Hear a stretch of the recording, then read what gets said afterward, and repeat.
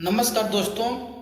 रूस और यूक्रेन के बीच चल रही भीषण लड़ाई अब एक ऐसे मोड़ पर पहुंच गई है जहां यूक्रेन के राष्ट्रपति वोलोदिमीर जेलेंस्की ने पहली बार सीधी रूसी राष्ट्रपति व्लादिमीर पुतिन से बातचीत की पेशकश की है।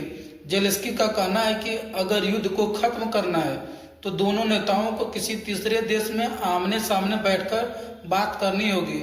उनका मानना है कि बिचौलियों और अंतर्राष्ट्रीय सम्मेलनों से अब तक कोई ठोस समाधान नहीं निकला है।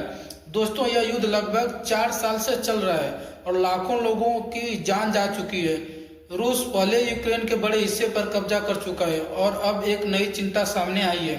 हाल ही में रूस ने बेलारूस में बड़ी संख्या में सैनिक और सैन्य संसाधन तैनात किए हैं। आधिकारिक तौर पर इसे सैन्य अभ्यास यानी मिलिट्री एक्सरसाइज बताया जा रहा है, लेकिन कई विशेषज्ञों का मानना है कि यह यूक्रेन पर नए दबाव की तैयारी हो सकती है।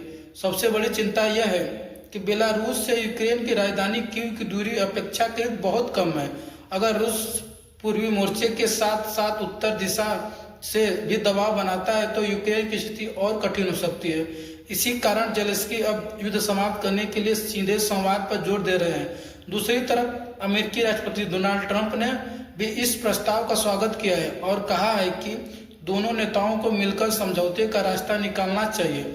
हालांकि किसी भी समझौते की कीमत यूक्रेन को चुकानी पड़ सकती है। चर्चा है कि कुछ क्षेत्रों पर रूस का नियंत्रण स्वीकार करना पड़ सकता है, जबकि अमेरिका यूक्रेन के प्राकृतिक संसाधनों में हिस्सेदारी चाहता है। फिलहाल पूरी दुनिया की नज़र इस बात पर है कि क्या पुतिन और जेलेंस्की वास्तव में आमने सामने बैठकर बात करेंगे या फिर यह युद्ध आगे और खतरनाक रूप लेगा। आपका इस पूरे घटनाक्रम पर क्या विचार है, कमेंट करके जरूर बताइए। तब के लिए जय हिंद।